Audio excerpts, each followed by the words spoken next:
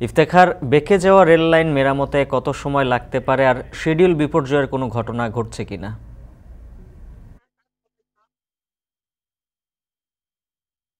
দুপুর ১২টা নাগাদ কিন্তু এই আহ, যে ঢাকা চট্টগ্রাম রেলপথের যে চুয়াড়ীখোলা এলাকা কালীগঞ্জের, সেই এলাকাটিতে কিন্তু মূলত এই রেলপথটি বেঁকে যাওয়ার ঘটনা ঘটে এবং যারা এখানে রেলওয়ে যারা কর্তৃপক্ষ রয়েছেন তারা কিন্তু মূলত এখানে টহল দিচ্ছিলেন এবং তারা দেখতে পান যে এখানে রেলপথটি আসলে বেঁকে গেছে, যার ফলে কিন্তু তারা কিছুক্ষণ পরেই এই জায়গাটিতে আসেন এবং তারা এসে এই ক্ষতিগ্রস্ত যেই রেল লাইনটি, যে ১০ ফুট ১০ ফিট একটা রেলপথ ছিল, সেটি বেঁকে যায় এবং তারা তাৎক্ষণিক এসে কিন্তু স্থানীয় যে আরিখোলা রেল স্টেশন সেখানে জানায় এবং সেখানে জানানোর পরে কিন্তু যে সেখান থেকে কিন্তু এই পথে ট্রেন চলাচল কিছু সময়ের জন্য বন্ধ রাখা হয়।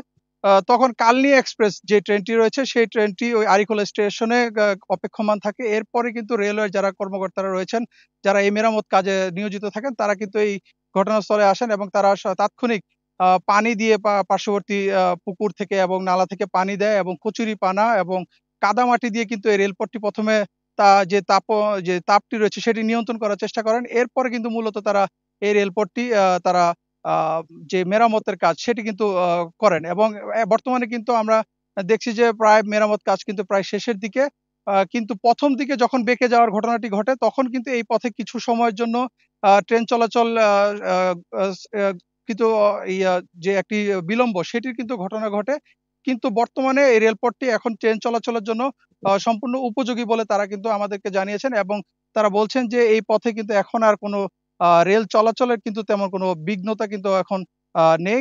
স্বাভাবিক গতিতে ট্রেন চলাচল করছে, তবে সেটি কিছুটা ধীর গতিতে চলছে।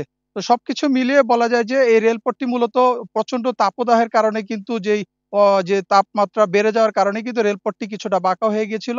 যার ফলে কিন্তু এই রেলপথটি বাঁকা হয়ে যাওয়ার মতো ঘটনা ঘটে এবং কে এখন কিন্তু কিছুক্ষণ আগেও এই পথে আমরা দেখেছি যে একটি ট্রেন গিয়েছে এবং সেটি স্বাভাবিক ভাবেই কিন্তু আ পার হয়ে গেছে এবং সে সে কিন্তু কিছুটা ধীর গতিতে ট্রেন চলাচল করছে। তবে ট্রেন চলাচলের শিডিউল যে বিপর্যয়ের যে বিষয়টি সেটি কিন্তু এখন নেই।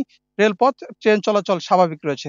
তো এই ছিল আমার কাছে গাজীপুর থেকে ট্রেন চলাচলের যে বেঁকে যাওয়ার সবশেষ তথ্য। গরমে বেঁকে গেছে রেললাইন, গাজীপুর থেকে সেই তথ্য জানাচ্ছিলেন সহকর্মী ইফতেখার রায়হান।